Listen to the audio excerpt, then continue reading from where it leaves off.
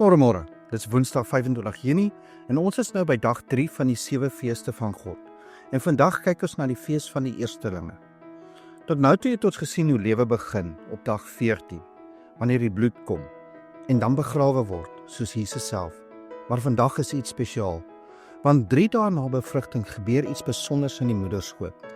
Daai klein embrio beweeg tot by die baarmoederwand en anker hom vas aan die plasenta. Dis nou waar lewe nie net begin nie, maar waar dit verbondenheid en voeding kry.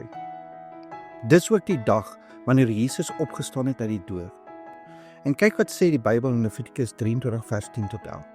Spreek met die kinders van Israel en sê vir hulle: as julle in die land kom wat ek aan julle gegee het en julle sy oes insamel, dan moet julle die eerste van julle oes na die priester bring.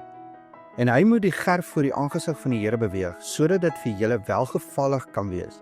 Die dag na die Sabbat moet die priester dit beweeg. Dis die fees van die eerstelinge en dis moes plaasvind op Sondag, die eerste dag van die week. Nou hoor wat sê 1 Korintiërs 15 vers 20 vir ons. Maar nou, Christus is opgewek uit die dode. Hy het die eersteling geword van die wat ontslaap het.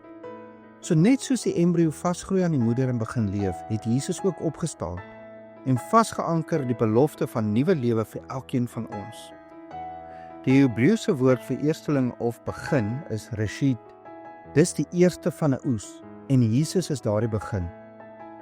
So vandag sê ons vir mekaar, jy is nie net geskep nie, jy is geplant. Jy is nie net gered nie, jy is verbonde.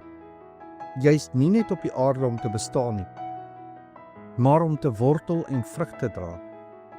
Kom ons bid saam. Jesus, U is my eersteling. U het opgestaan en daarmee het U my nuwe lewe gegee.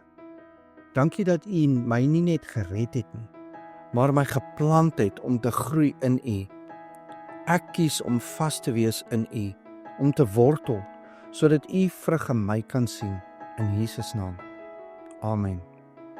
En kom sê vandag saam met my: ek is gewortel in Christus. Ek is deel van sy opstandingsoes. Ek is geplant om vrug te dra. En moenie vergeet nie, jy is dalk die Bybel wat iemand vandag moet ontmoet. En dalk is dit hoe jy in Jesus vasgroei, wat iemand anders help om op te staan. Ek hoop jy het 'n geseënde Woensdag.